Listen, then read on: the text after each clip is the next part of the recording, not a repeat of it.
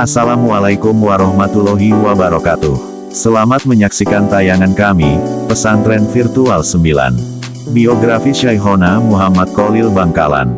Syekhona Muhammad Kholil adalah ulama yang sangat masyhur di Madura bahkan di Nusantara. Dia lahir pada sekitar tanggal 25 Mei tahun 1835 Masehi, atau pada 9 Safar 1252 Hijriah, di Kemayoran Bangkalan, Madura. Sang ayah adalah Kiai Haji Abdul Latif. Dia adalah anak dari Kiai Hamim yang merupakan anak Kiai Abdul Karim.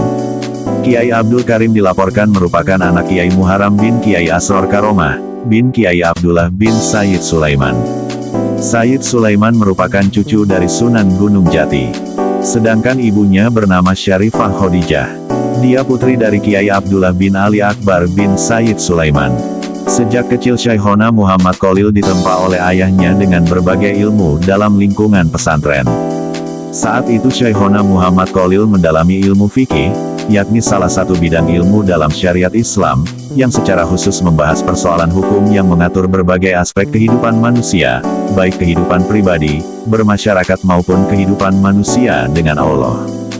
Selain itu, Syekhona Kholil juga mempelajari ilmu nahwu dari sang ayah. Nahwu merupakan salah satu bagian dasar dari ilmu tata bahasa dalam bahasa Arab, untuk mengetahui predikat kata dalam kalimat, dan bentuk huruf atau harakat terakhir dari suatu kata.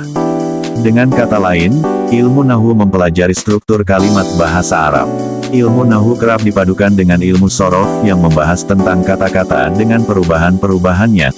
Setelah dianggap punya bekal ilmu yang cukup, Kiai Abdul Latif mengirim Syekhona Muhammad Kholil mengembara ke berbagai pesantren untuk belajar, antara lain ke pesantren Langitan di Tuban, Jawa Timur. Setelah dari Tuban, Syekhona Muhammad Kholil kembali mengembara ke pesantren Cangaan Bangil Pasuruan, Jawa Timur. Setelah itu Syekhona Muhammad Kholil kembali belajar di pesantren Kebon Candi, lalu ke pesantren Sidogiri Pasuruan, Jawa Timur. Setelah sekian tahun belajar dari pesantren ke pesantren, Syekhona Muhammad Kholil memutuskan menikah dengan Nyai Asyik yang merupakan putri Lora Putih pada usia 24 tahun. Usai menikah, Syekhona Muhammad Kholil kemudian melanjutkan pengembaraannya mencari ilmu ke Makkah.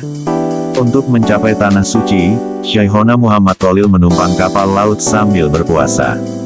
Di Tanah Suci, Syekhona Muhammad Kholil berguru kepada Syekh Nawawi Al-Bantani, Syekh Utsman bin Hasan Ad-Dimyati, Sayyid Ahmad bin Zaini Dahlan, Syekh Mustafa bin Muhammad Al-Afifi Al-Maki, dan Syekh Abdul Hamid bin Mahmud Asy-Syarwani. Syekhona Muhammad Kholil lantas memutuskan kembali ke kampung halamannya, setelah menimba ilmu di Makkah. Ia kemudian mendirikan pesantren di Jenggebuen, Bangkalan, Madura. Santri-santri Syekhona Kholil Bangkalan. Santri-santri Syekhona Muhammad Kholil antara lain, Kiai Haji Hashim Asy'ari, pendiri sekaligus pengasuh pondok pesantren Tebu Ireng Jombang.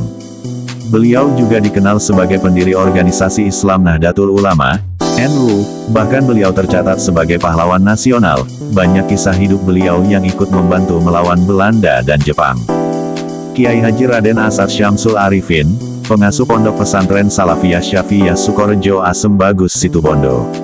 Pesantren ini sekarang memiliki belasan ribu santri, dan sebagai pesantren rujukan di Jawa Timur.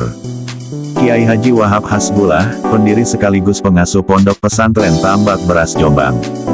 Beliau pernah menjabat sebagai Rais Am PBNU, tahun 1947 sampai tahun 1971. Kiai Haji Bisri Syamsuri, pendiri sekaligus pengasuh pondok pesantren Denanyar Jombang. Kiai Haji Maksum, pendiri sekaligus pengasuh pondok pesantren Rembang, Jawa Tengah. Kiai Haji Bisri Mustafa, pendiri sekaligus pengasuh pondok pesantren Rembang. Beliau juga dikenal sebagai Mufassir Al-Quran.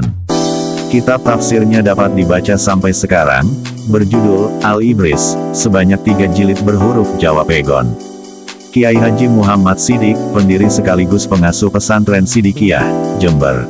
Kiai Haji Muhammad Hasan Genggong, pendiri dan pengasuh pondok pesantren Zainul Hasan Genggong. Pesantren ini memiliki ribuan santri dari seluruh penjuru Indonesia. Ulama masyhur itu wafat pada 29 Ramadan 1343 Hijriah, atau tanggal 24 April tahun 1925 Masehi. Jasadnya dimakamkan di Desa Martajasa Bangkalan, Madura.